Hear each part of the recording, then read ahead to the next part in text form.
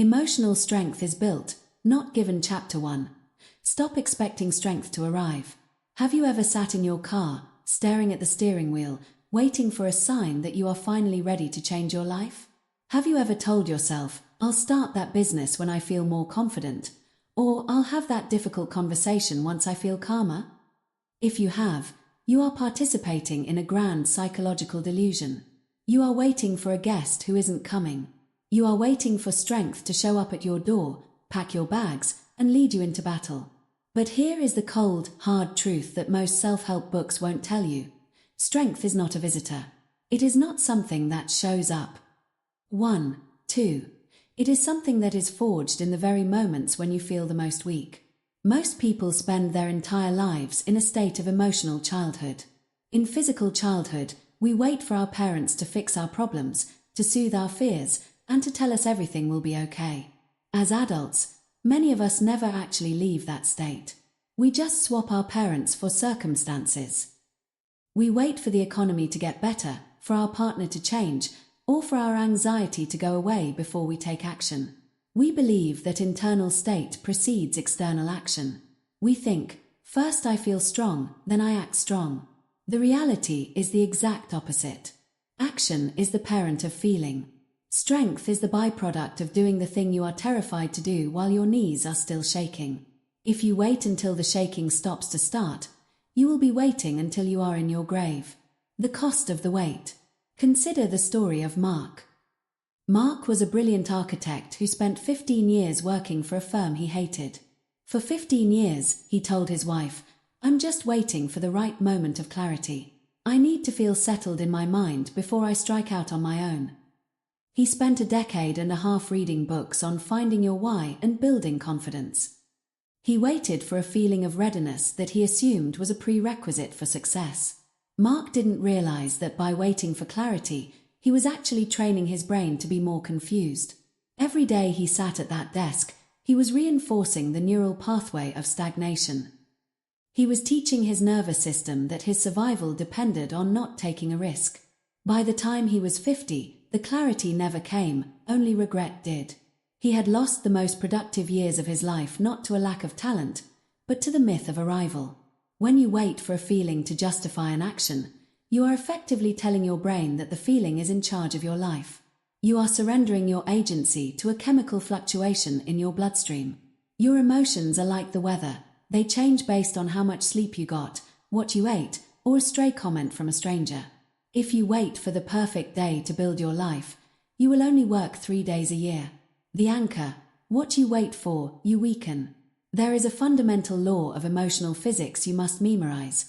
What you wait for, you weaken. If you wait for confidence before you speak up in a meeting, your ability to speak up withers.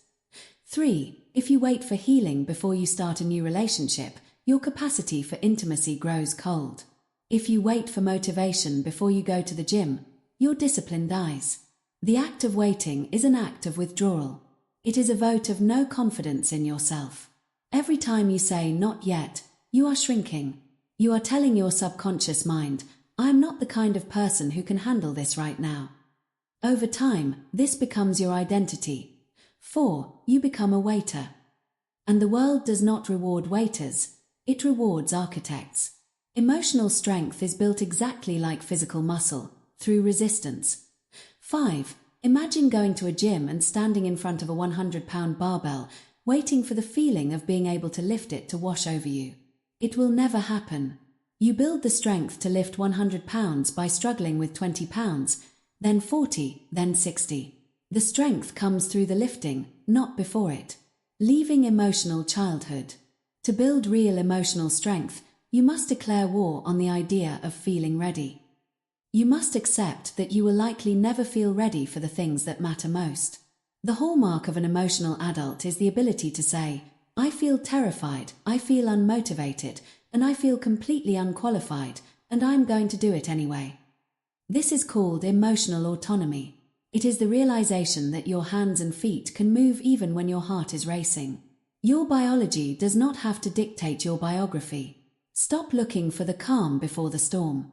The calm is found within the storm. Once you realize the waves cannot actually sink you if you keep rowing. The people you admire, The ones who seem naturally strong are not born with a different set of emotions than you. They simply stopped negotiating with their feelings decades ago. They realized that waiting for permission from their ego was a death sentence for their dreams. If you are waiting for a sign, this is it. If you are waiting for strength, start moving. 6. Because remember, what you wait for, you weaken. In the next chapter, we will look at exactly how to bridge the gap between feeling and doing. We will explore why your biggest mistake is relying on motivation, and how to build a discipline that works even when your world is falling apart. Chapter 2. Discipline is stronger than motivation. Imagine it is 5 a.m. on a cold, rainy Tuesday morning. Your alarm goes off, piercing the silence of your warm bedroom. In that moment, you have a choice. But more importantly, in that moment, you have a feeling. Your body feels heavy. Your mind is foggy. Every cell in your being is screaming for you to hit the snooze button, to pull the duvet higher, and to wait until you feel rested or inspired to start your day. In this moment, the difference between the person you are and the person you want to become is not a matter of talent. It is not a matter of luck. It is a matter of understanding the fundamental hierarchy of emotional strength. Discipline is stronger than motivation. We live in a culture that worships motivation. We scroll through social media looking for that one quote, that one video, or that one song that will give us the spark to finally change our lives. We treat motivation like a drug, a hit of dopamine that makes us feel like we can conquer the world. And for 5 minutes, we do. We feel invincible. We make plans. We write down goals. But motivation is a fair-weather friend. It is an emotional state, and like all emotional states, it is transient. It is based on how much sleep you had, what you ate for dinner, the temperature of the room, and the opinions of the people around you. If you rely on motivation to build your life, you are building a house on a foundation of shifting sand. You will only work when you feel like it, and the truth is, to do anything great, you will often not feel like it. To build true emotional strength, you must learn to operate in the absence of motivation. You must learn to value your commitments more than your moods. The chemistry of the spark. Let's look at the biology of why motivation fails us. Motivation is primarily driven by dopamine, the anticipation chemical. When you think about a new goal, your brain releases dopamine. It feels good. It feels like progress. This is why people love planning so much more than doing. Planning gives you the dopamine hit of the result without the physical cost of the effort. However, dopamine is designed to be short-lived. Once the newness of the idea wears off and the grind begins, the dopamine levels drop. This is what we call the slump. This is where 90% of people quit. They think, I've lost my passion, or maybe this isn't for me. In reality, they haven't lost their passion. They've just run out of a temporary chemical. This is where the elite separate themselves from the amateurs. The elite understand that motivation starts things, but discipline finishes them. The soldier and the athlete. Performance without permission. Consider the elite soldier. When a Navy SEAL is in the middle of a multi-day training exercise, deprived of sleep, freezing cold, and physically exhausted, do you think they are motivated? Do you think they are waiting for an inspirational quote to pop into their head? Absolutely not. They are operating on discipline. Discipline is the ability to carry out a command you gave yourself long after the mood in which you made the command has left you. The soldier doesn't ask, do I feel like cleaning my weapon? The athlete doesn't ask, do I feel like running these sprints? The professional writer doesn't ask, do I feel like writing today? They have removed the question entirely. They have moved the action from the emotional part of the brain to the procedural part of the brain. When you are disciplined, you stop asking for emotional permission to do your work. You stop checking in with your feelings to see if they agree with your goals. Your feelings are irrelevant to the task at hand. This is the ultimate form of emotional strength, being the master of your actions even when you are not the master of your moods. The architecture of discipline. How do we build this? If motivation is a spark, discipline is a fireplace. You have to build the structure first so that the heat has somewhere to live. Building discipline requires you to embrace the boredom of greatness. Most people quit because they cannot handle the repetitive, unsexy nature of growth. They want the highlight reel, but they don't want the thousands of hours of quiet, invisible practice. To be disciplined is to be a servant to your future self. It is the act of choosing what you want most over what you want now. What you want now is the extra hour of sleep. What you want most is a healthy body. What you want now is to vent and scream at someone who offended you. What you want most is peace and self-respect. What you want now is to scroll on your phone for 3 hours. What you want most is to build a career that matters. Every time you choose discipline over motivation, you are performing a mental rep. You are thickening the neural pathways that allow you to override your primal, comfort-seeking brain. You are teaching your nervous system that you, the conscious, intentional you, are in charge, not the chemicals in your blood. The anchor. Motivation starts things. Discipline finishes them. Think about the last project you started and didn't finish. Maybe it was a workout routine, a book, a language course, or a business idea. You likely started with a burst of energy. You bought the gear, you told your friends, you were all in. That was motivation. It was the spark that lit the fire. But a week or a month later, it became hard. It became boring. The newness evaporated. And because you were relying on that feeling to keep you going, you stopped when the feeling stopped. You must internalize this. Motivation starts things. Discipline finishes them. If you want to be unrecognizable a year from now, you must stop looking for motivation. You must stop watching the get-inspired videos and start building the get-it-done systems. A system is a set of rules that you follow regardless of your internal state. I write 500 words every day at 8 a.m., whether I have an idea or not. I go to the gym on Mondays, Wednesdays, and Fridays, whether I am tired or not. I do not check my email until I have finished my most important task, whether I am anxious or not. These systems are the armor of the emotionally strong. They protect you from your own volatility. They ensure that your life continues to move forward even when your heart is heavy or your mind is dark. The freedom of the disciplined. There is a profound irony in discipline.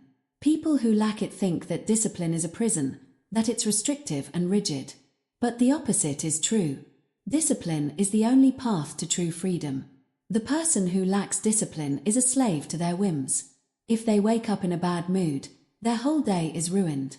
If someone insults them, their productivity vanishes. If they feel a craving, they must satisfy it. They are a leaf in the wind, tossed about by every passing emotion. The disciplined person, however, is free. They are free from the tyranny of their moods. They are free from the need for external validation. They have the power to create the life they want because they have the power to do the work required, even when it's hard. If you are waiting for the feeling of strength to arrive before you act, you are still playing the game of motivation. You are still hoping for the spark. Stop. Put your shoes on. Open your laptop. Pick up the weight.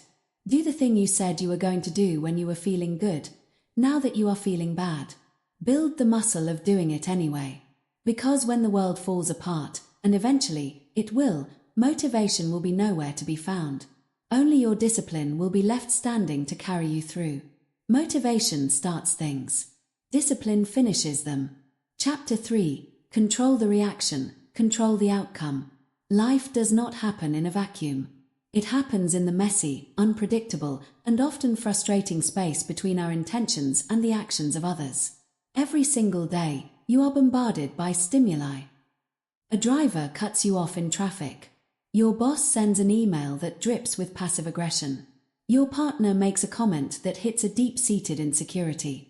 A project you spent weeks on is rejected in a 5-minute meeting. Most people believe that their unhappiness, their stress, and their failures are caused by these events. They say things like, "He made me so angry," or "That rejection ruined my week." But this is a fundamental misunderstanding of power. Events do not have the power to ruin your life. Only your reactions to those events possess that kind of destructive force. Most of the damage we sustain in life is self-inflicted, not because we choose bad things, but because we react to bad things with emotional volatility. If you want to build emotional strength, you must accept a hard truth. You cannot control the world, but you must control your response to it. If you don't, you are a puppet, and anyone who can push your buttons is your puppeteer. The space between stimulus and response. The legendary psychologist and Holocaust survivor Viktor Frankl once wrote, "Between stimulus and response there is a space. In that space is our power to choose our response. In our response lies our growth and our freedom." The emotionally weak person has a space that is non-existent. The stimulus happens, and the response follows immediately, like a knee-jerk reflex. They are insulted, so they insult back. They are scared, so they hide. They are frustrated, so they quit. This is the hallmark of a reactive life. When you live reactively, you are always playing defense. You are letting the external world set the tempo of your internal life. The emotionally strong person, however, works every day to widen that space. They build a buffer zone between what happens to them and what they do about it. They understand that the moment they react without thinking, they have surrendered their power. The anatomy of a trigger. Why is it so hard to stay calm? Because our brains are wired for survival, not for modern social nuances.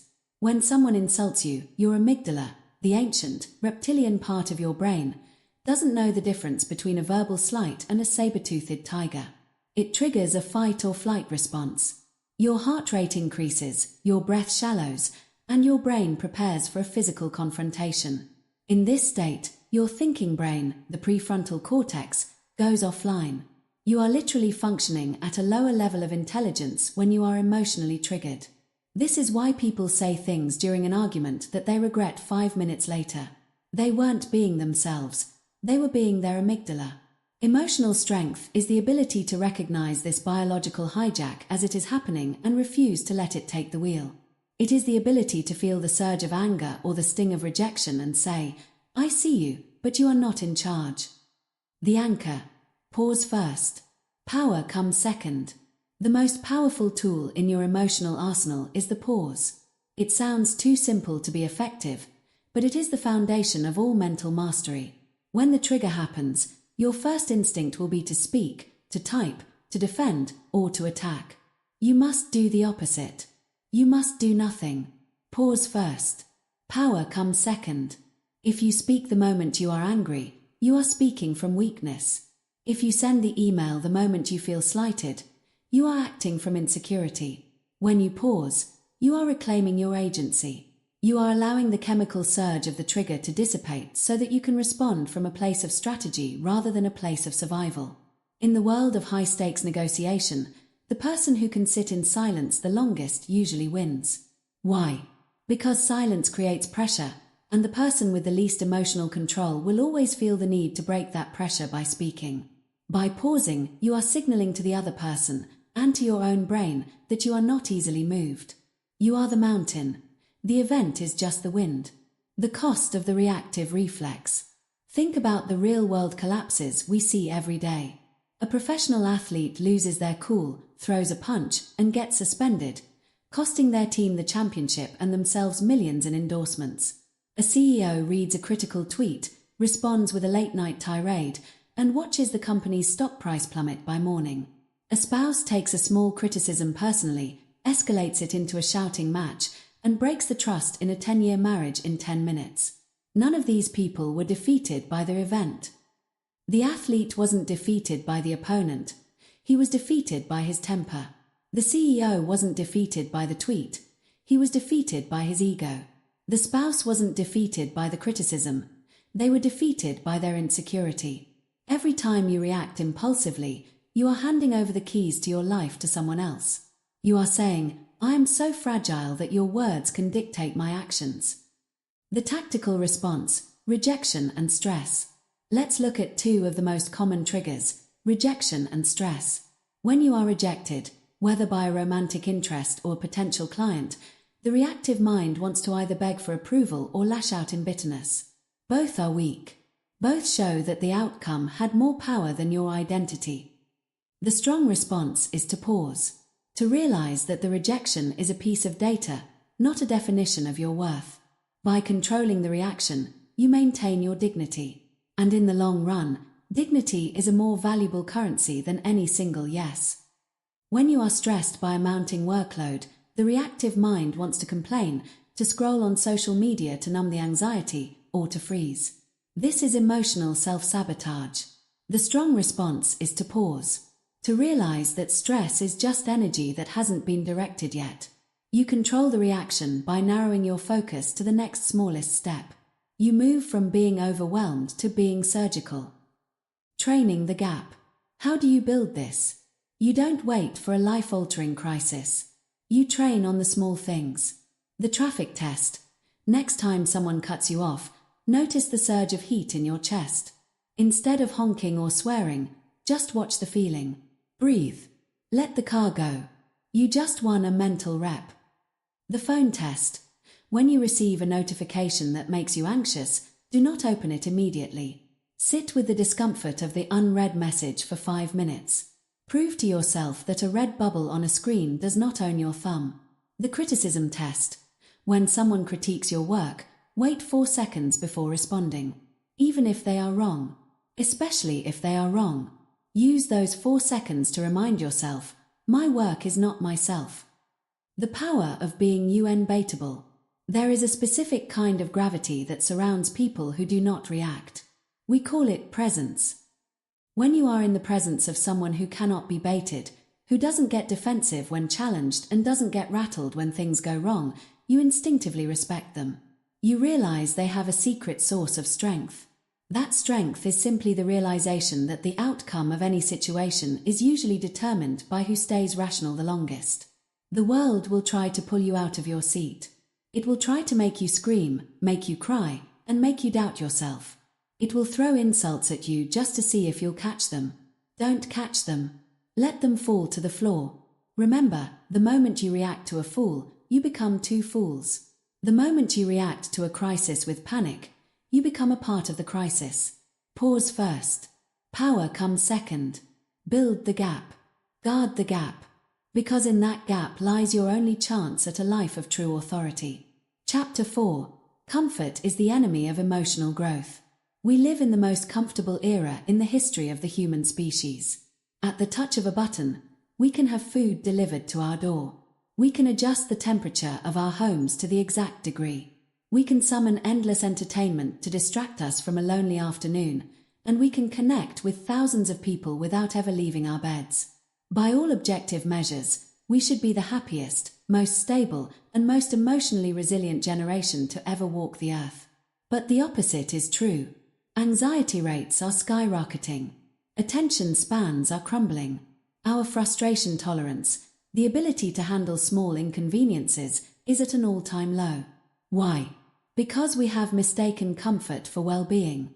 We have treated safety as the ultimate goal of life, not realizing that a mind that is never challenged is a mind that is perpetually fragile. If you want to build emotional strength, you must understand a fundamental law of nature. Growth and comfort cannot coexist. They are mutually exclusive. To choose one is to reject the other. The velvet cage. Imagine a person who decides that, in order to protect their body from injury, they will never walk again. They will sit in a plush, ergonomic chair, cushioned by the softest pillows. They will be carried everywhere. For the first week, it feels like a luxury. For the first month, it feels like a dream. But by the end of the year, their muscles have atrophied. Their bones have become brittle. Their heart has weakened from lack of exertion. Eventually, the simple act of standing up becomes a life-threatening ordeal. The very thing they did to protect themselves, seeking total comfort, is what ultimately destroyed them. This is exactly what we are doing to our emotional selves. Every time we avoid a difficult conversation because it's awkward, we are letting our communication muscles atrophy. Every time we scroll through social media to avoid the discomfort of boredom or loneliness, we are weakening our ability to sit with our own thoughts. Every time we numb ourselves with food, alcohol, or mindless entertainment to escape a stressful day, we are making ourselves more fragile for the next one. We are building velvet cages around our souls, wondering why we feel so trapped and weak. The anchor, if it comforts you, it weakens you. This is a phrase you must repeat until it is etched into your subconscious. If it comforts you, it weakens you. Now, let's be clear. This does not mean that rest is bad, or that you should live a life of ascetic misery. It means that comfort as a lifestyle, the habit of always choosing the path of least resistance, is a form of slow-motion emotional suicide. When you choose comfort, you are making a trade. You are trading your future power for present ease. The comfort of venting and complaining about your boss feels good in the moment, but it weakens your ability to take agency and solve the problem.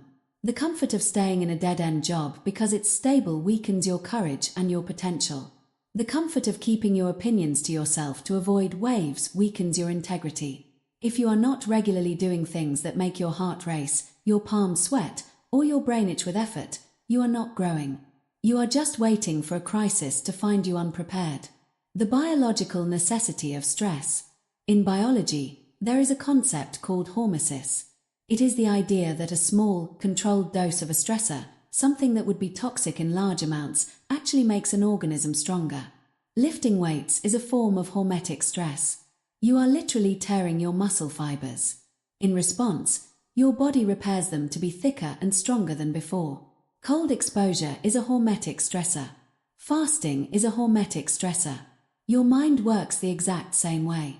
It requires emotional load to function correctly. Without the weight of responsibility, the friction of disagreement, and the sting of failure, your emotional immune system shuts down. You become hyperreactive to the smallest slights. When you haven't trained yourself to handle real pain, a mean comment on the internet feels like a physical assault. Emotional strength is the callus on the soul. You don't get calluses by rubbing your hands with silk. You get them by gripping the rough bar and pulling. Numbing versus healing. Most people spend their lives numbing under the guise of self-care. True self-care is often uncomfortable. It is going to the gym when you're tired. It is setting a boundary with a toxic family member. It is looking at your bank account and admitting you have a spending problem. It is the uncomfortable growth behaviors that lead to long-term peace. Numbing, on the other hand, is the comfortable habit that leads to long-term anxiety. Scrolling is the modern sedative. It gives you a hit of pseudo-connection so you don't have to face your actual isolation. Complaining is an emotional release valve. It lets the pressure out so you don't have to actually change the situation. Procrastination is the comfort of not failing yet. If you never finish the project, you can never be judged on it. To build strength, you must learn to identify your comfort triggers. What do you reach for the moment life gets hard? Is it your phone? Is it a glass of wine? Is it a box of cookies? Is it a sympathetic friend who will tell you that everything is someone else's fault? The moment you feel that urge to reach for comfort, stop. Sit in the discomfort. Feel the anxiety, the boredom, or the shame. Don't try to fix it immediately. Just prove to yourself that you can endure it without a sedative. The path of voluntary hardship. The strongest people in the world are those who seek out voluntary hardship. They don't wait for life to throw them into the fire. They build their own fire. They have the hard conversations before they become blowout arguments. They do the deep work before the deadline. They put themselves in social situations where they might be rejected, specifically to desensitize themselves to the fear of disapproval. Contrast two people. Person A lives for the weekend. They spend their evenings on the couch, watching TV, eating processed food, and avoiding anything stressful. They feel safe. Person B spends their evenings learning a difficult skill, training their body, and practicing the discipline of silence. They are constantly stressed by their own high standards. When a real crisis hits, a job loss, a death in the family, a health scare, who is better equipped to handle it? Person A will collapse because their comfort-based identity has no framework for pain. Person B will endure because they have been training for this every day of their lives. Reclaiming your edge. If you find yourself feeling stuck, unmotivated, or weak, the solution is almost never more rest. The solution is more challenge. You have become too soft for your own dreams. You must begin to intentionally break your comfort habits. If you always eat until you're full, try leaving the table a little hungry. If you always have background noise, podcasts, music, TV, try sitting in 30 minutes of total silence. If you avoid confrontation, find one small thing today to be honest about, even if it makes you the bad guy for a moment. Every time you choose the growth behavior over the comfort habit, you are building a reservoir of emotional strength. You are proving to your subconscious that you are a predator of problems, not a victim of circumstances. The world will tell you that you deserve to be comfortable. The world will tell you that feeling good is the point of life. The world is lying to you. The point of life is to see how much you can become, and you cannot become anything great while wrapped in a blanket on a couch. Step out of the heat. Turn off the noise. Put down the distraction. If it comforts you, it weakens you. Embrace the friction. That is where the fire starts. Chapter 5. Stop explaining yourself to people who don't care. There is a specific kind of exhaustion that doesn't come from physical labor or lack of sleep. It is a soul-deep fatigue that comes from trying to make yourself understood by people who have already committed to misunderstanding you. Have you ever found yourself in a conversation where you feel like you're on trial? You make a decision. Perhaps you quit a job, end a relationship, or set a boundary, and immediately the why starts pouring out of your mouth. You provide context. You give excuses. You cite evidence. You talk and talk, hoping to see that flicker of "oh, I see, you're right" in the other person's eyes. But it never comes. Instead, they pick apart your reasons. They find the holes in your logic. They use your own explanations as weapons to pull you back into the very thing you're trying to leave. If you want to build emotional strength, you must learn to kill the explanation reflex. You must realize that over-explaining is not an act of kindness. It is an act of emotional weakness. It is a signal to the world that you do not trust your own judgment enough for it to stand on its own. You are looking for a cosigner for your life choices. The approval trap. Why do we do this? Why do we feel the need to give a 5-minute monologue when a simple no would suffice? It stems from a deep-seated fear of being seen as the bad guy. We think that if we can just explain our perspective clearly enough, the other person will validate us. We want them to say, "I understand why you're doing this, and I give you permission." But here is the reality. Strong people do not need permission to exist. When you explain yourself to someone who doesn't care about your growth, you are essentially handing them the remote control to your self-esteem. You are saying, "My decision is only valid if you agree with my reasons." If they don't agree, you feel shaky. You feel guilty. You feel small. This is what happens in emotional childhood. A child explains why they broke the vase because they are afraid of the consequences. An adult makes a decision and accepts the consequences without needing to litigate the why. The power leak. Every word you say after no or after you've stated your decision is a power leak. In the world of psychology, there is an acronym used to describe this trap: JADE. It stands for justify, argue, defend, and explain. When you engage in JADE, you are no longer in a position of authority. You are in a position of supplication. Imagine a boss telling an employee, "I can't give you a raise right now because the budget is tight and our Q3 projections were down, and I really tried to talk to the board but they said no, and I hope you aren't mad." That boss looks weak. They are begging for the employee's understanding. Now, imagine the same boss saying, "I've reviewed the request for a raise. At this time, it's not something we can do. We can revisit this in 6 months." The second boss is calm. They are certain. They aren't asking for the employee to be okay with it. They are simply stating a reality. In your personal life, the same rule applies. Whether you are telling a friend you can't make it to their party or telling a toxic relative that you won't be coming home for the holidays, the more you explain, the more you invite them to negotiate. A no with a list of reasons is just a maybe that needs more convincing. A no that stands alone is a boundary. The anchor. Calm people don't convince. They decide. Internalize this phrase. Calm people don't convince. They decide.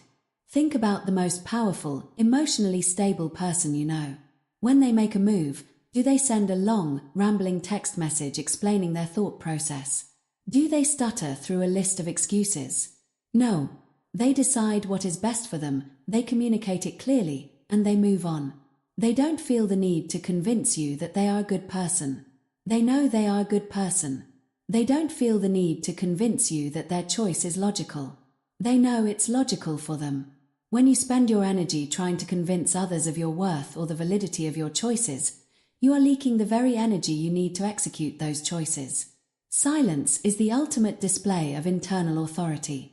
Silence says, I am so confident in this path that I don't need your input to stay on it. Workplace, family, and relationships. Let's look at how this plays out in the three main arenas of life. 1. The workplace. If you are constantly explaining why a project is taking longer or why you made a specific error, you are highlighting your insecurity. Instead, shift to outcome-based communication. Instead of "I'm so sorry this is late, my kids were sick and the internet went out," try "I'll have the completed report to you by 2 p.m. One is a plea for sympathy. The other is a professional commitment. Emotional strength is choosing the latter. 2. Family dynamics. Family members are the world champions of making you feel the need to explain. They know your buttons because they helped install them. If you have a parent or sibling who is critical of your lifestyle, you probably spend hours in your head rehearsing what you'll say to make them understand. Stop. They don't want to understand. They want to control. When you stop explaining, you take the ammunition out of their hands. When they ask, "Why aren't you doing X?" and you respond with, "Because I've decided not to," the conversation has nowhere to go. You have preserved your power. 3. Relationships. In romantic relationships, we often over-explain to avoid conflict. We walk on eggshells by providing a mountain of context for every action. But this creates an unhealthy dynamic where one person is the judge and the other is the defendant. Real intimacy is built on respect, and respect is built on the foundation of two people who are whole and certain in themselves. You don't owe your partner an explanation for your basic needs or your personal boundaries. You owe them clarity, not a defense. The commitment to misunderstanding. You must accept that some people will never get it. There is a category of people who use your explanations as a map to find your insecurities. If you tell them, "I can't do this because I'm feeling overwhelmed," they will tell you why you shouldn't feel overwhelmed. If you say, "I'm doing this for my mental health," they will mock the concept of mental health. When you realize that someone is committed to misunderstanding you, your only move is to stop talking. Every word you give them is a gift they will use to hurt you.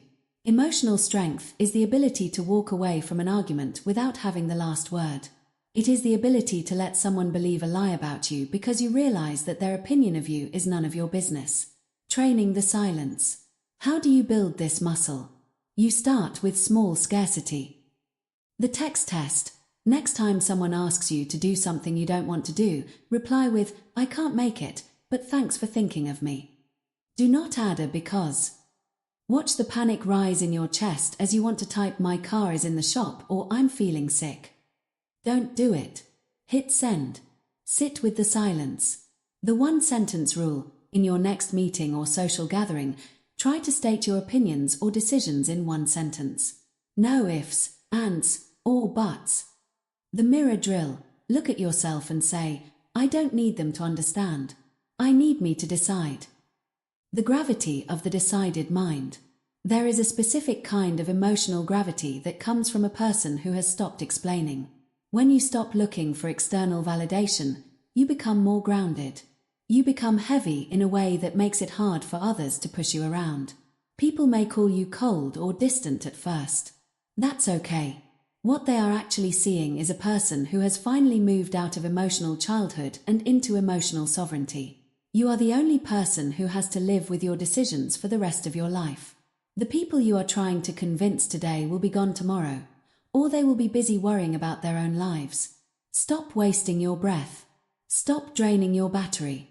Stop trying to win a court case that doesn't exist. Calm people don't convince. They decide. Decide who you are. Decide what you will do. And let the rest of the world figure it out on their own time. Chapter 6. Pain is training, not punishment. In the dark hours of a personal crisis, when a relationship collapses, when a business fails, or when you are staring at a medical diagnosis you didn't see coming, the first question the human mind asks is almost always the same: why is this happening to me? In that single question lies the seed of all emotional weakness. The moment you ask, "Why me?" you have cast yourself in the role of the victim in a tragedy. You have decided that the universe is a malicious force and that your pain is a form of cosmic punishment. This perspective is not just depressing, it is paralyzing. If pain is punishment, then you are a prisoner. If pain is a mistake, then your life is a disaster. But there is another way to view the fires of life. Emotional strength begins the moment you stop viewing pain as a sign that something is wrong and start viewing it as a sign that you are being upgraded. Pain is not the enemy. Pain is the teacher. It is the resistance against which your character is forged. If you want the muscle, you cannot complain about the weight of the barbell. The great distinction: pain versus suffering. Before we can build strength, we must understand the difference between pain and suffering. Pain is a biological and emotional reality. It is the sting of a cold shoulder, the ache of a loss, or the sharp shock of a failure. It is unavoidable. As long as you have a nervous system and a heart that beats, you will experience pain. To try to avoid pain is to try to avoid life itself. Suffering, however, is the story you tell yourself about the pain. Suffering is the why me. Suffering is the it's not fair. Suffering is the I'll never recover from this. Pain is the wound. Suffering is the act of picking at the scab. Emotional strength is the ability to experience the pain without spiraling into the suffering. It is the ability to say, this hurts, without adding, and therefore my life is over. When you realize that suffering is a choice based on your interpretation of events, you regain your power. You realize that while you cannot control the wind, you can absolutely control the set of your sails. The resistance training metaphor. In the world of physical fitness, everyone understands that no pain, no gain is a literal biological truth. If you want your biceps to grow, you must subject them to tension that causes microscopic tears in the muscle fibers. The body then rushes to repair those tears, making the muscle slightly thicker and stronger than it was before. The weight isn't punishing the muscle. The weight is training the muscle. Your mind and your emotions operate on the exact same principle. You cannot develop courage without being in a situation that requires it. You cannot develop patience without being forced to wait. You cannot develop resilience without being knocked down. If your life was a series of easy wins and constant comfort, you would be the emotional equivalent of a person whose muscles have atrophied from sitting in a chair for 20 years. You would be emotionally brittle. The first time a real problem hit you, you would shatter. Therefore, the bad things that happen to you are actually mental representatives. That person who broke your heart, they were training you in self-reliance. That investor who said no, they were training you in persistence. That period of loneliness, it was training you to be your own best company. The anchor: this is not happening to you. It's happening for you. To transition from a victim to a warrior, you must adopt the most powerful reframing tool in the human arsenal. Every time life throws a punch, you must look at the impact and say, this is not happening to me. It's happening for you. When you say to me, you are passive, you are a target, you are powerless. When you say for me, you are an alchemist, you are taking the lead of a bad situation and turning it into the gold of a life lesson. Think about the hardest thing you have ever gone through. At the time, it felt like the end of the world. You likely cried, raged, and cursed the heavens. But look at who you are now because of that event. Would you be as wise? Would you be as empathetic? Would you be as tough? Most people, if they are being honest, would admit that they wouldn't trade the lessons of their hardest years for anything. They wouldn't want to go through the pain again, but they wouldn't give up the strength they gained from it. If that is true for your past, why do you assume it isn't true for your present? The disaster you are in right now is currently preparing you for a level of success you aren't yet ready to handle.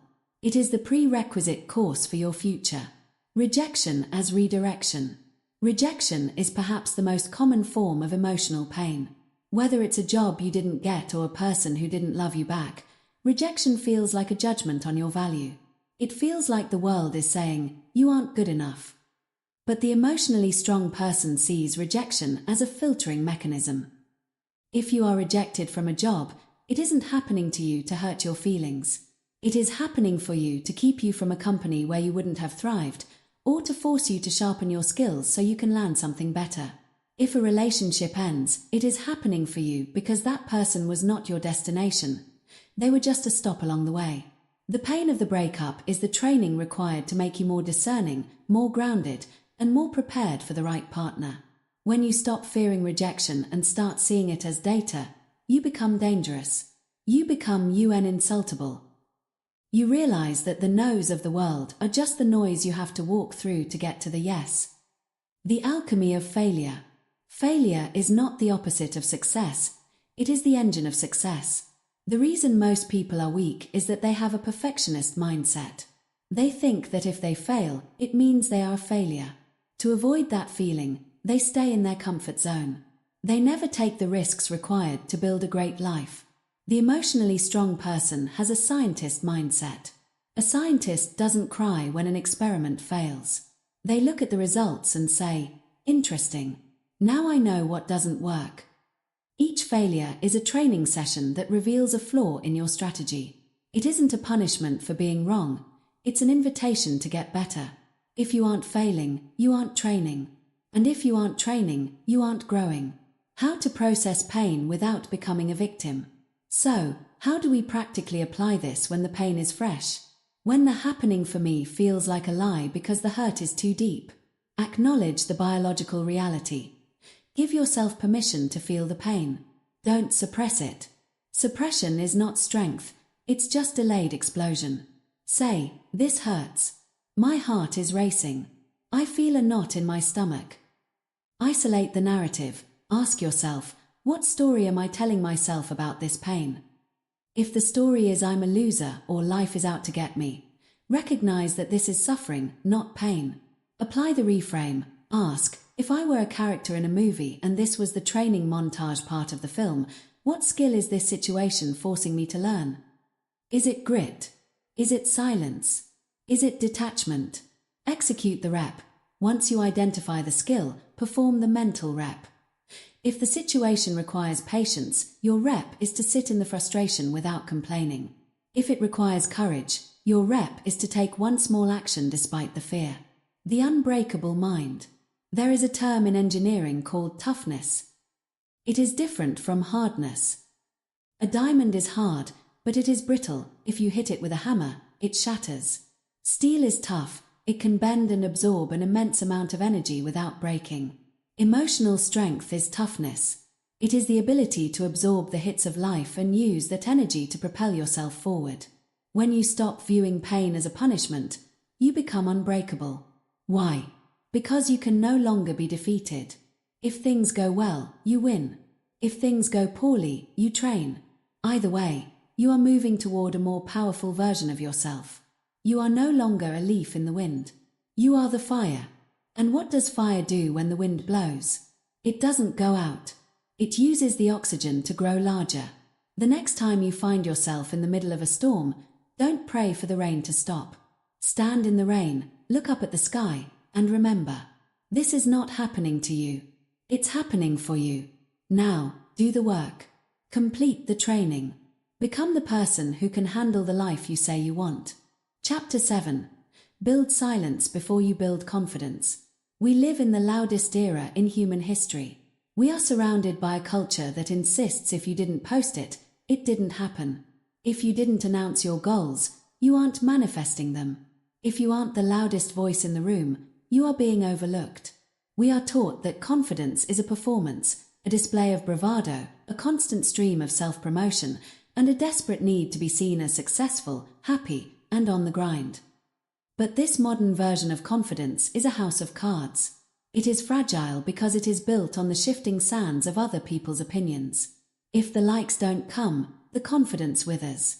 If the validation stops, the motivation dies. Real emotional strength, the kind that survives a crisis and commands a room, is not built through noise. It is built in the deep, quiet spaces of your life. Before you can build a confidence that lasts, you must first build a silence that cannot be broken. The insecurity of the loud. Have you ever noticed that the person who talks the most about their big plans is usually the person who never gets anything done? Have you noticed that the person who constantly posts about how blessed and happy they are is often the one struggling most with their internal peace? This is because loud validation seeking is a symptom of emotional insecurity. When we broadcast our intentions or our small wins, we are looking for a dopamine hit from the outside world to compensate for a lack of conviction on the inside. We want others to tell us we are great so that, for a fleeting moment, we can stop the voice in our head telling us we are not. In psychology, there is a phenomenon known as social reality. When you tell someone about a goal, let's say you're going to write a book or lose 20 pounds, and they congratulate you, your brain receives a premature reward. It feels like you've already achieved part of the goal. That hit of social praise actually reduces your drive to do the hard, boring work required to finish the task. By talking about it, you have effectively spent the energy you needed to do it. The emotionally strong person understands that energy is finite. They don't leak it through their mouth, they channel it through their hands. Internal authority versus external confidence. There is a massive difference between confidence and authority. Confidence is often a projection. It's what you want people to see. It's the suit you wear, the way you talk, and the image you curate. Confidence can be faked. You can fake it until you make it, but that often leaves you feeling like an imposter because there is a gap between who you are pretending to be and who you actually are in the dark. Authority, however, is internal. It is the result of thousands of hours of silent work, self-reflection, and discipline. Authority doesn't need to be announced because it is heavy. When a person with internal authority walks into a room, they don't need to shout to be noticed. Their presence is felt. They have emotional gravity. You build this authority by doing things for yourself that no one else sees. You build it by keeping the promises you make to yourself when no one is watching. If you say you're going to wake up at 5 a.m. and you do it, you build authority. If you say you're going to stop drinking and you do it without telling everyone on social media, you build authority. If you face a crushing failure and you process it in silence rather than seeking immediate sympathy, you build authority. Silence is the container in which strength is concentrated. When you stop looking for external witnesses to your growth, you finally start growing for the right reasons. The anchor. The strongest people don't announce themselves. Memorize this truth. The strongest people don't announce themselves. Think about the most dangerous predators in the animal kingdom. A lion doesn't roar when it's hunting. It roars to mark territory it already owns. The hunt itself is silent. A shark doesn't splash on the surface to show how fast it is. It moves in the depths. In the human world, the person who is truly wealthy doesn't need to wear logos from head to toe. The person who is truly tough doesn't need to pick fights. The person who is truly happy doesn't need to convince you of it. When you feel the urge to announce, to tell everyone your new workout plan, your new business idea, or your new philosophy on life, stop. Ask yourself, am I doing this because I want to be that person, or because I want people to think I'm that person? If you want to be the person, keep it to yourself. Let your results do the talking. There is a profound power in the shock of results. Imagine the impact of not telling anyone you're working out, and then showing up 6 months later as a completely different version of yourself. The silence of the process makes the noise of the result deafening. The gravity of silence in social interaction. Silence is not just a tool for personal growth. It is a weapon in social and professional life. Most people are terrified of silence. In a conversation, they feel a desperate need to fill every gap with words. They ramble, they over-explain, they crack jokes, and they reveal their insecurities just to keep the air from becoming still. The emotionally strong person uses silence as a filter. By being comfortable with silence, you force the other person to reveal themselves. In a negotiation, the first person to speak usually loses ground. In a conflict, the person who can sit in calm silence while the other person rages is the one who maintains control. Silence communicates that you are not easily moved. It communicates that you are listening, not just waiting for your turn to speak, but actually observing. It gives you the higher ground. While the other person is leaking energy and showing their cards, you are gathering data and maintaining your composure. Build silence into your daily routine. How do you build this quiet strength? You must practice mental solitude. The no announcement rule. For the next 30 days, pick one major goal and tell absolutely no one about it. Not your spouse, not your best friend, and certainly not the internet. Do the work in total secrecy. Feel the pressure build up inside you. That pressure is the energy of creation. Use it to fuel the work, rather than venting it through talk. The 3-second gap. In every conversation today, wait 3 seconds after the other person finishes speaking before you respond. This small gap prevents reactive speech.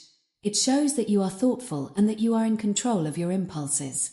Digital fasting. Spend 1 hour every day in total silence.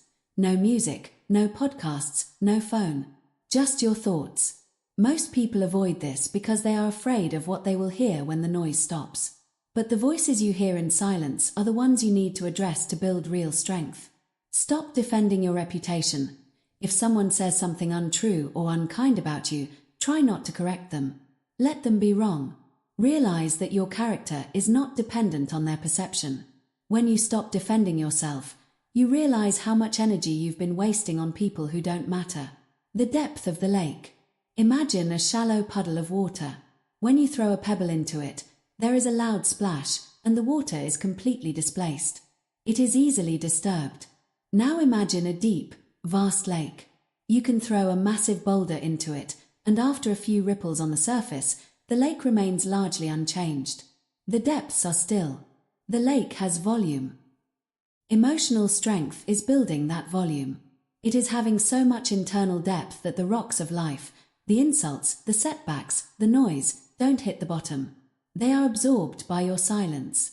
Confidence is the surface. Silence is the depth. You cannot have one without the other. The next time you feel the need to be seen, the next time you want to shout your worth from the rooftops, remember that the most powerful thing you can do is stay quiet. Let the world wonder. Let the world speculate. While they are talking, you are building. While they are seeking attention, you are seeking mastery. The strongest people don't announce themselves. They simply arrive, and by the time they do, the work is already done. Chapter 8. Detach from what you cannot control. Think about the last time you felt truly, bone-deep exhausted.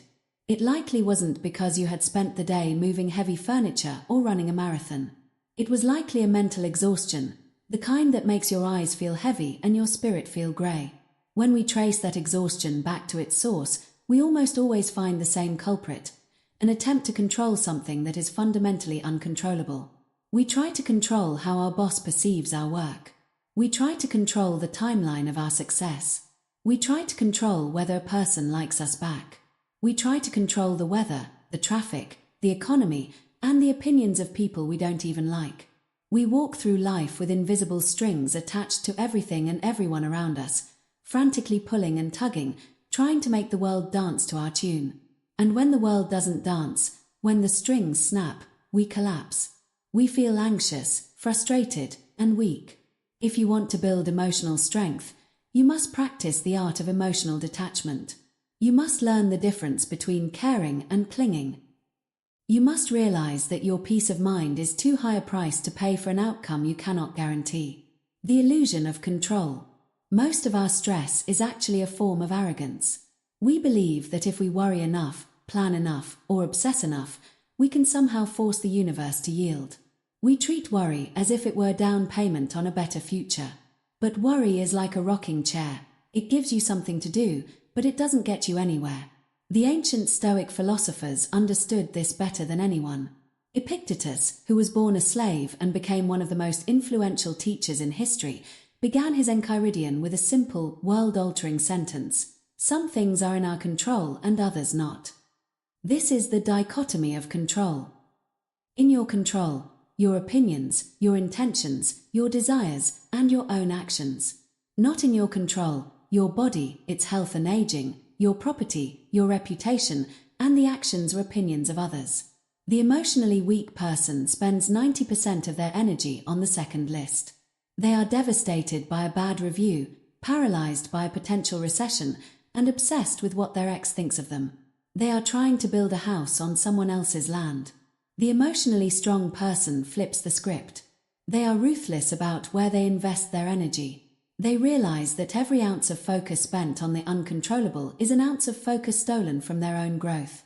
The anchor: control effort, release outcome. If you want to walk through the fire without being burned, you must adopt this mantra: control effort, release outcome. Imagine an archer. The archer can control many things: The quality of the bow, the sharpness of the arrow, the tension of the string, the stillness of their breath, and the moment they choose to release. These are the efforts. However, the moment the arrow leaves the bow, the archer is no longer in control. A sudden gust of wind can blow the arrow off course. A bird could fly in its path. The target could move. If the archer's self-worth is tied to hitting the bullseye, they will be a nervous wreck. If the wind blows, they will feel like a failure. But if the archer's self-worth is tied to the excellence of their shot, the perfection of their form, then they remain a master regardless of the wind. This is how you must live your life.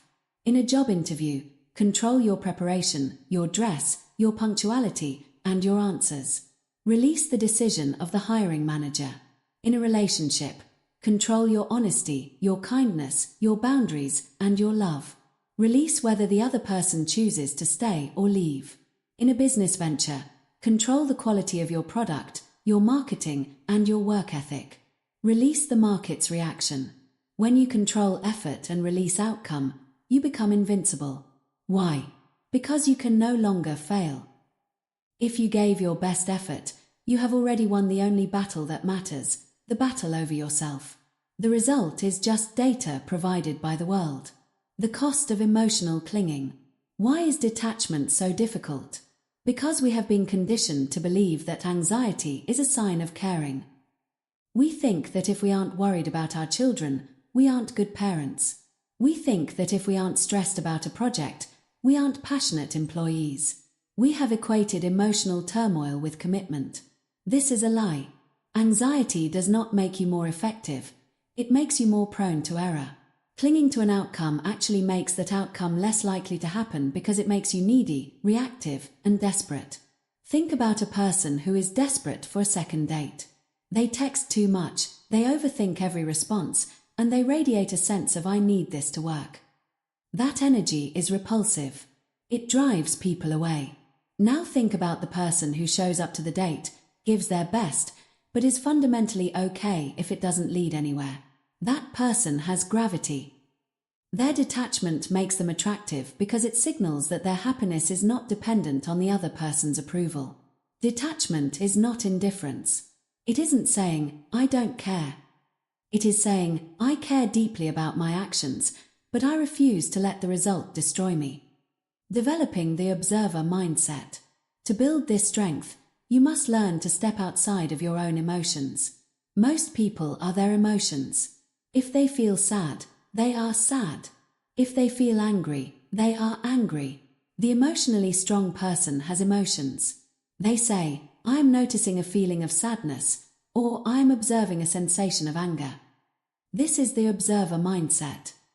It is the ability to watch your thoughts and feelings as if they were clouds passing through the sky. You are the sky. The clouds are just weather. The sky does not try to control the clouds.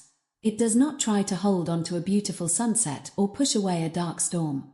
It simply provides the space for them to exist and move on. When you detach from your own internal weather, you stop being a victim of your moods. You realize that you can feel fear and still walk forward. You can feel rejection and still maintain your dignity. Tactical detachment. How to let go. How do you practically release the strings when you feel the world pulling at you? The 5-year rule. When you are spiraling over an outcome, ask yourself, will this matter in 5 years? Most of what we obsess over won't even matter in 5 weeks. If it won't matter in 5 years, don't give it more than 5 minutes of your anxiety. Define the worst case. Usually, we fear outcomes because they are vague. Bring them into the light. If you don't get the job, what happens? You keep your current job, or you apply for another. You won't starve. You won't die.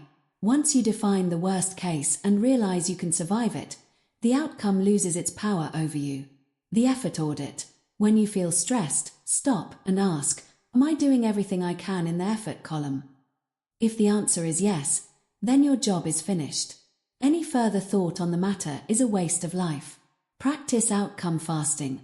Try doing something purely for the sake of doing it, with zero regard for the result. Write a poem and burn it. Run a mile and don't track the time. Give a gift anonymously. This trains your brain to find joy in the action rather than the applause. The freedom of the released outcome. There is a massive amount of energy locked up in your need to control things. When you finally release the outcomes, that energy is returned to you. Suddenly, you have the energy to work harder because you aren't wasting it on worry. You have the energy to be kinder because you aren't keeping score. You have the energy to be more creative because you aren't afraid of being wrong. The irony of life is that when you stop needing things to go a certain way, they often start going your way. This isn't magic, it's psychology. A detached person is a rational person. A rational person makes better decisions. Better decisions lead to better results. You are not the manager of the universe. You are not responsible for how the world reacts to you. You are only responsible for the integrity of your own soul and the quality of your own effort. Take a deep breath. Imagine all the things you are currently trying to fix, change, or force. See the strings connecting you to them. Now, in your mind, take a pair of scissors and cut those strings. Let the people think what they want. Let the timing be what it will be. Let the chips fall where they may. Return to your center. Return to your work. Return to your breath. Control effort. Release outcome. That is the only path to a peace that the world cannot take away. Chapter 9. Train the mind like a muscle. We have all been there. You read a powerful book, you watch an inspiring documentary, or you have a deep conversation with a mentor, and suddenly you feel a surge of clarity.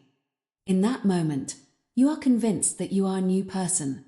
You tell yourself, from now on, I will never let my temper get the best of me. Or starting today, I am going to be a person of absolute discipline. But then, Tuesday happens. The car won't start, your toddler throws a tantrum, or a colleague takes credit for your work. And in a split second, that clarity evaporates. You find yourself yelling, or spiraling into anxiety, or numbing yourself with a screen, just like you always have. You walk away feeling like a fraud, wondering why your insight didn't save you. The reason you failed is simple. You treated emotional strength like a philosophy when you should have treated it like a muscle. Knowing how to be strong is not the same as being strong. You can read 1,000 books on weightlifting, but until you get under the bar and feel the weight, your muscles will not grow. Insight is a map, but training is the journey. If you want to change who you are under pressure, you have to stop seeking aha moments and start performing daily mental representatives. The insight fallacy. The insight fallacy is the belief that once you understand your problem, you are cured of it. This is why people spend years in therapy talking about their childhood but never changing their current behavior. They have all the why, but none of the how. Your brain is not a computer that you can simply reprogram with a single command. It is a biological organ shaped by millions of years of evolution and decades of your own habits. Your reactive patterns, your fear, your anger, your need for approval are like deep grooves in a dirt road. Once it rains, once stress hits, the wheels of your mind will naturally fall into those grooves because they are the path of least resistance. To change, you have to pave a new road. And you don't do that with thoughts. You do it with repetitions. The biological reality of strength. In neuroscience, there is a famous saying, neurons that fire together, wire together. Every time you choose a new reaction over an old one, you are physically changing the structure of your brain. You are building a layer of insulation called myelin around your neural pathways. The more myelin you build, the faster and more automatic that new behavior becomes. Emotional strength is simply the result of having thick neural pathways for restraint, calm, and discipline. The reason the elite performers we've discussed, the soldiers, the athletes, the stoics, seem so naturally strong is that they have performed so many thousands of mental representatives that their strong reaction has become faster than their weak impulse. They didn't think their way into strength. They trained their way there. The anchor. You don't rise to intention. You fall to training. This is the most important sentence in this book. It is a variation of a quote by the Greek poet Archilochus. You don't rise to the level of your goals. You fall to the level of your training. When the world is falling apart, you do not suddenly become a hero. You do not magically find a reserve of strength you never practiced. Instead, your thinking brain shuts down, and you revert to your most basic, practiced habits. If your training is to complain when things get hard, you will complain. If your training is to look for a scapegoat when you fail, you will blame. If your training is to sit in silence and breathe through the chaos, you will be calm. Stress is a spotlight. It reveals what you have been doing in the dark. If you want to be a person of steel when the crisis arrives, you must be a person of iron during the mundane days of your life. The daily mental representatives. To build this muscle, you must introduce mental representatives into your daily life. These are small, intentional acts of emotional resistance that you perform even when you don't need to. Rep 1. The restraint rep. The most basic form of emotional weakness is the inability to resist an impulse. Every time you feel an itch and immediately scratch it, you are training yourself to be a slave to your cravings. The training: practice micro-restraint. When you feel the urge to check your phone for no reason, wait 2 minutes. When you are hungry for a snack, sit with the hunger for 10 minutes before eating. When you have an itch on your nose, don't scratch it for 60 seconds. These sound trivial, but they are the foundational curls for your willpower. You are proving to your brain that an impulse is a suggestion, not a command. Rep 2. The delayed reaction rep. As we discussed in Chapter 3, power lives in the gap between stimulus and response. The training: the 4-second rule. In your daily interactions, practice a 4-second delay. When someone asks you a question, wait 4 seconds before answering. When you see a notification that makes you anxious, wait 4 seconds before clicking. When you feel the urge to interrupt someone in a meeting, count to 4. You are widening the gap. You are training the muscle of the pause so that when a real insult or a real crisis hits, the gap is already wide enough for you to step into. Rep 3. The physiological rep: controlled breathing. Emotional strength is not just in the mind, it is in the nervous system. When you are stressed, your fight or flight system, the sympathetic nervous system, takes over. You cannot think your way out of a physiological hijack. You have to breathe your way out.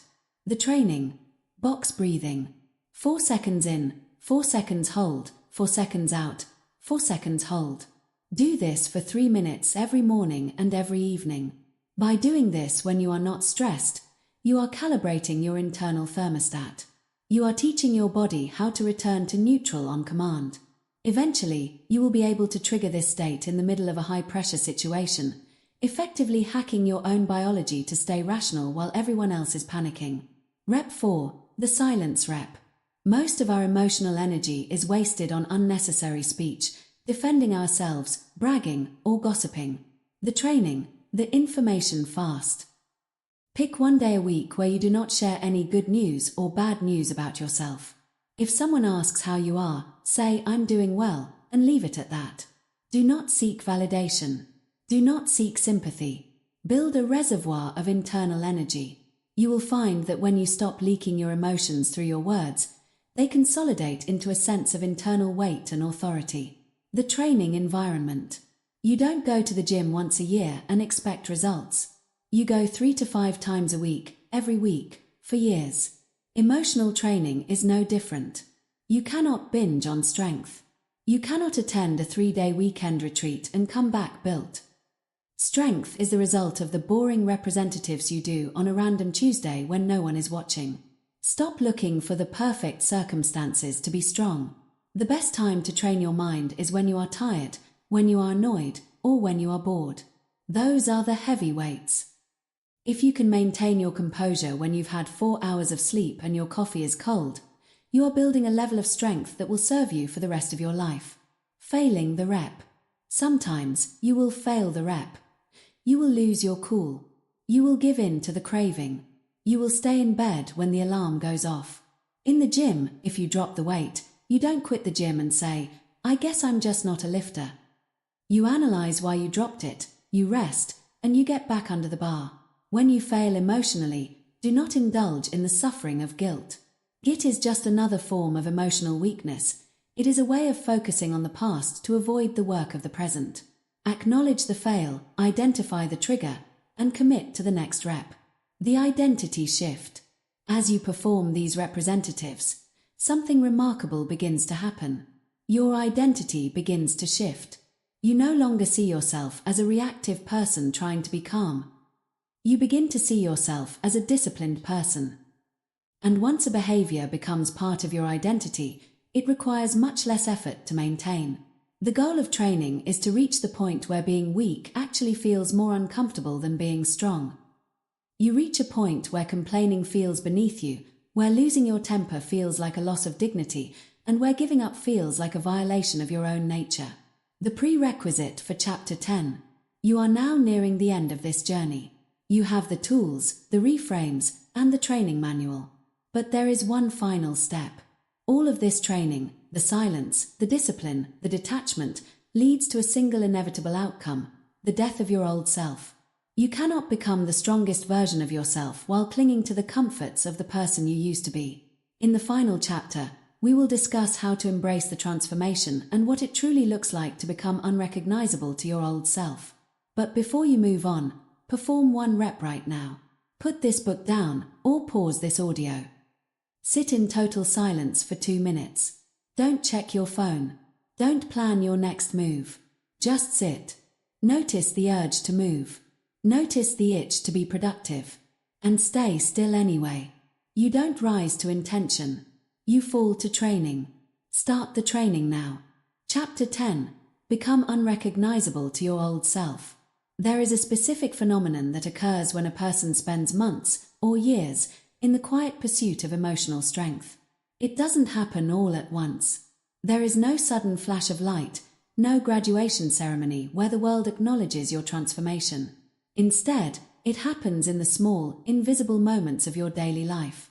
It happens when someone says something that would have previously sent you into a 3-day spiral of self-doubt, and you realize, with a start, that you no longer care. It happens when a crisis hits that would have once caused you to freeze in panic, but now you simply reach for your tools, breathe, and begin to work. It happens when you look in the mirror and realize that the person staring back at you no longer shares the same fears, the same cravings, or the same desperate need for approval as the person who lived in your skin a year ago. This is the final stage of the journey. This is the goal of every repetition, every silent hour, and every resisted impulse. You have not just improved your life. You have undergone a metamorphosis. You have become unrecognizable to your old self. The trap of getting better. Most people approach self-development with the goal of becoming a better version of themselves. While this sounds noble, it contains a subtle, dangerous trap. To get better implies that the core of who you are remains the same, but you are simply adding a few upgrades, like putting a new coat of paint on a crumbling house. If you are a reactive, insecure, or undisciplined person who is simply trying to be a better version of that person, you are still tethered to your old identity. You are still negotiating with your old demons. You are still using the same broken compass to navigate a new forest. True emotional strength requires something more radical. It requires the death of the old self. It requires you to stop trying to fix the person you were and start focused on becoming a person who is fundamentally different in their core architecture. The anchor. You are not becoming better. You are becoming different. Internalize this distinction. You are not becoming better. You are becoming different. When you become different, you don't just handle stress better. You perceive stress differently. To the old you, a challenge was a threat to your safety. To the new you, a challenge is a training partner. To the old you, silence was a vacuum that needed to be filled with excuses. To the new you, silence is a fortress. To the old you, your value was a fluctuating currency based on the market of other people's opinions. To the new you, your value is a fixed asset, anchored in your own discipline. This change is not additive, it is transformative. It is the difference between a caterpillar crawling a little faster and a butterfly taking flight. The butterfly doesn't look back at the caterpillar and think, "I'm a better caterpillar." The butterfly is a different creature entirely. The anatomy of the unrecognizable self. How does this transformation manifest in the real world? When you have truly built emotional strength, it changes the very way you occupy space. 1. How you walk and stand. Emotional strength is written in the body. The old self walked with a subtle apology in their posture, shoulders slightly hunched to protect the heart, eyes darting to scan for approval or threat. The new self walks with gravity. You are grounded. Your movements are economical. You do not fidget, you do not rush, and you do not leak energy through nervous gestures. You occupy your space because you have earned it through internal work. 2. How you speak. The most striking change is the economy of words. The old self was a talker, an explainer, a convincer, a jester. You used words to hide, to manipulate how others saw you, and to soothe your own anxiety. The new self speaks only when necessary. You have lost the need to be the loudest person in the room because you are no longer seeking validation. Your voice has weight because it is backed by the silence you have cultivated. 3. How you decide. The old self made decisions through the lens of how will this make me feel, or what will they think. This led to a life of compromise and stagnation. The new self makes decisions through the lens of does this align with my training and my direction. You have replaced emotional negotiation with binary logic. You have moved from what do I want to what is required. 4. How you endure. This is the ultimate test. The old self viewed pain as a punishment and sought the nearest exit. The new self views pain as data. You have a higher baseline for discomfort. You no longer see a hard day as a bad day. It is simply a heavy lifting day. You have reached a level of emotional sovereignty where your internal peace is no longer a hostage to your external circumstances. The price of transformation, the loneliness of the new self. There is a cost to becoming unrecognizable, and we must be honest about it. When you change the frequency of your life, some people will no longer be able to hear you. Friends who are bonded to you through mutual complaining will find you boring or arrogant when you stop participating in the gossip. Family members who relied on your lack of boundaries to feel powerful will call you cold or distant when you finally say no and offer no explanation. You must be prepared to be misunderstood. You must be prepared for the fact that some people liked the old you better, precisely because the old you was easier to control, more predictable, and more like them. The transition from a reactive person to a disciplined person is often a lonely one. You are leaving the crowd of the comfortably weak and entering the solitude of the emotionally strong. But do not mistake this for isolation. This is the selective silence of a person who is finally choosing their company rather than begging for it. You are not losing friends. You are shedding weights that were never meant to come with you on the next leg of the journey. The death of the victim. The most beautiful part of becoming unrecognizable is the final death of the victim. The old you likely had a story about why you couldn't be strong. It was your upbringing, it was your anxious personality, it was the economy, it was your toxic ex. You carried these stories like a shield to protect yourself from the responsibility of greatness. The new you has no use for these stories. You realize that while you are not responsible for what happened to you, you are 100% responsible for the person you have become from it. You have traded the comfort of being a victim for the power of being an architect. When you are unrecognizable to your old self, you realize that your personality was never a fixed thing. It was just a collection of habits you had practiced for a long time. And because you had the discipline to practice new habits, you created a new person. The final repetition. As we close this book, I want you to look back at the 10 chapters of your training. You stopped expecting strength to arrive and started building it. You replaced the spark of motivation with the fireplace of discipline. You widened the gap between stimulus and response. You declared comfort the enemy of your growth. You stopped explaining yourself to the judges of the world. You reframed your pain as resistance training. You built a fortress of silence. You detached your soul from outcomes you cannot control. You committed to the daily mental representatives of the mind. And now, here you are. The world will try to pull you back. It will try to remind you of who you used to be.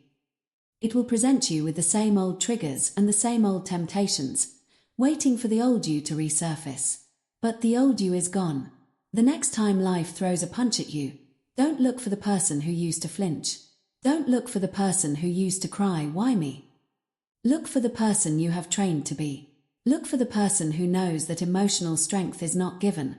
It is earned in the dark, in the silence, and in the doing it anyway.